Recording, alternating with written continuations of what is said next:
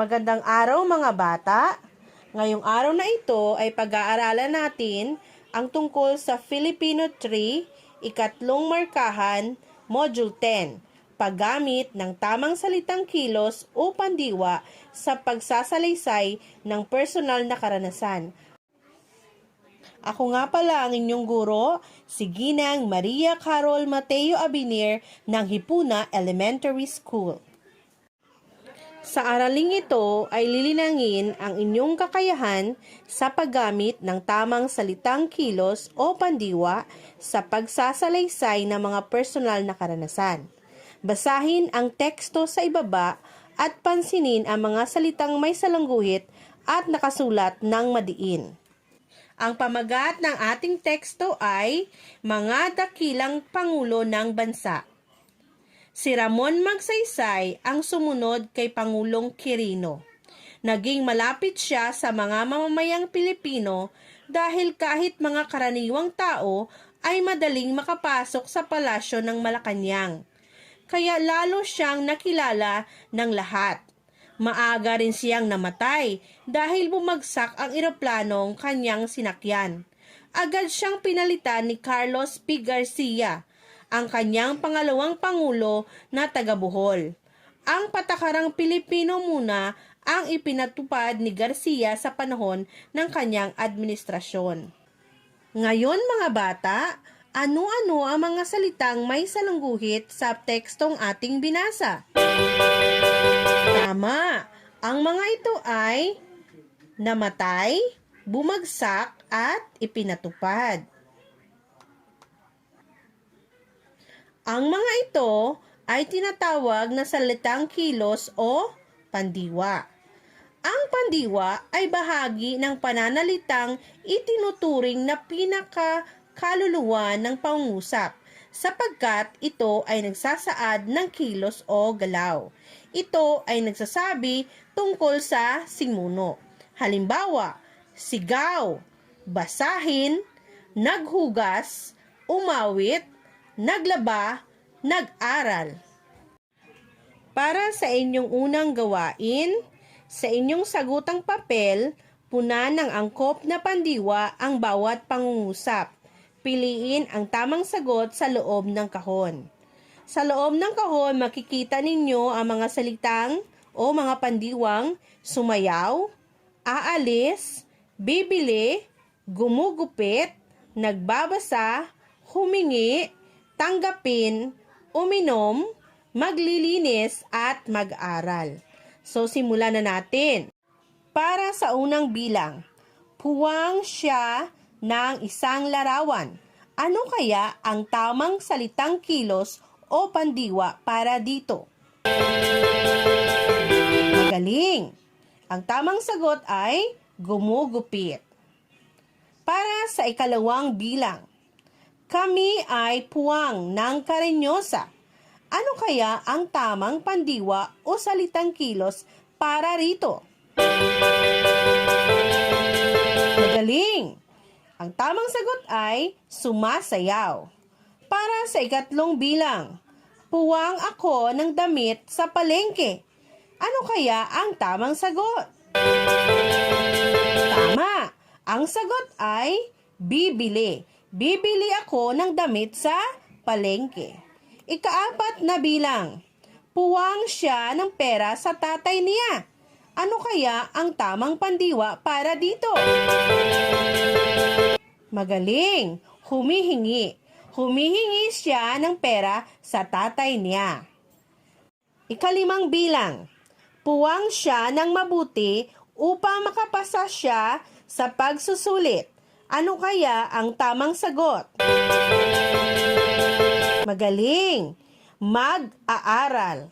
Mag-aaral siya ng mabuti upang makapasa siya sa pagsusulit. Para sa ika-6 na bilang, puwang mo na ang alok ng iyong kaibigan. Ano kaya ang tamang pandiwa o salitang kilos para dito? Magaling! Ang tamang sagot ay tanggapin. Tanggapin mo na ang alok ng iyong kaibigan. Ikapitong bilang. Puwang kami bukas papuntang Laguna. Ano kaya ang tamang sagot para dito? Tama. Pwede mong gamitin ang aalis. Aalis kami bukas papuntang Laguna. Ikawalong bilang.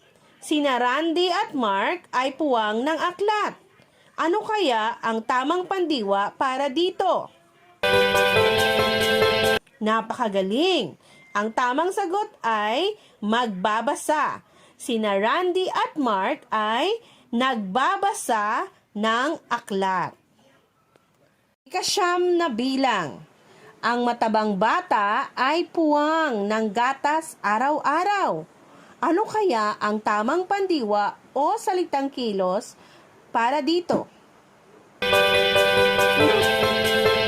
Magaling! Ang tamang sagot ay umiinom. Ang matabang bata ay umiinom ng gatas araw-araw. At para sa huling bilang, puwang ako ng aming bakuran.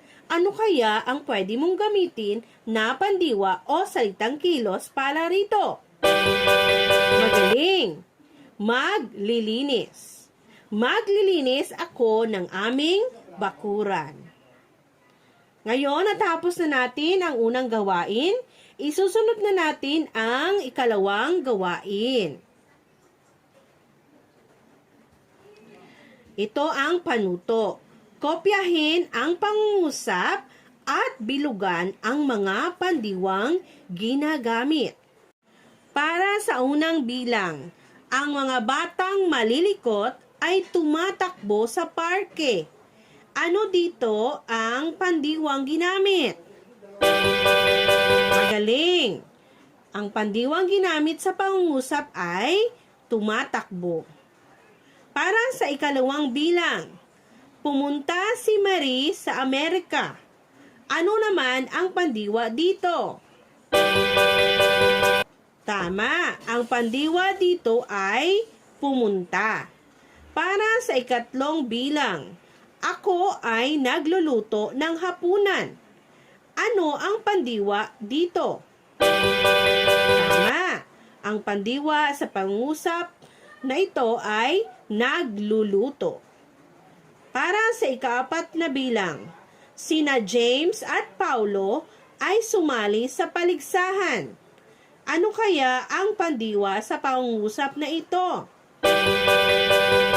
Magaling! Ang pandiwa dito ay sumali. Ikalimang bilang. Marumi ang damit ni Matthew kaya siya ay magbibihis na. Ano kaya ang pandiwa sa pangungusap na ito? Ayos! Ang pandiwa dito ay magbibihis. Ika-anim na bilang. Masarap maligo sa dagat. Ano naman ang pandiwa sa pangusap na ito? Magaling! Ang pandiwa dito ay maligo. Ikapitong bilang. Napakinggan ko sa radyo ang parating na bagyo. Ano dito sa pangusap na ito ang pandiwa? Tama! Ang pandiwa dito ay napakinggan. Ikawalong bilang. Tumawag siya sa telepono. Ano ang pandiwa dito? Magaling! Ang pandiwa ay tumawag. Ika-siyam na bilang. Umakyat sa puno ang magkaibigang Jerry at Timmy. Ano kaya ang pandiwa sa pangusap na ito? Magaling! Ang pandiwa ay umakyat. At para sa huling bilang, umiyak ang batang naulila sa ama at ina. Ano kaya ang pandiwa sa pangungusap na ito?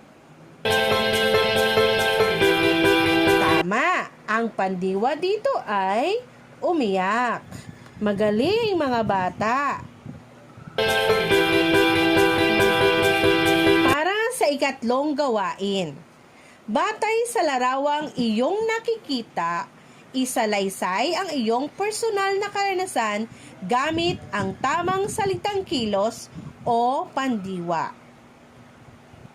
Para sa unang larawan,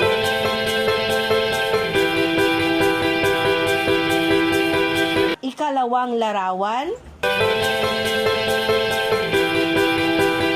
ikatlong larawan, ikaapat na larawan, ikalimang larawan. Okay, tandaan mga bata, ang pandiwa ay bahagi ng pananalitang itinuturing na pinakakaluluwa ng pangungusap sapagkat ito ay nagsasaad ng kilos o galaw. Ito ay nagsasabi tungkol sa simuno. Ibig sabihin, ang lahat ng ating mga kilos o ginagawa ay halimbawa ng mga pandiwa. Nagiging karanasan ang pandiwang inilalahad kung mayroong tagaranas ng damdamin o may gumaganap o aktor ng kilos at nagiging pangyayari naman ito kung ito ay resulta ng isang sitwasyon o pangyayari. Para sa inyong refleksyon, kompletuhin ang pahayag sa ibaba. Isulat ang sagot sa sagutang papel. Ang natutuhan ko sa araw na ito ay puwang. Kayo na ang sasagot niyan, mga bata, ha? Sunod, ang nararamdaman ko ay puwang. So, ano ang nararamdaman nyo, mga bata? Isulat nyo dyan.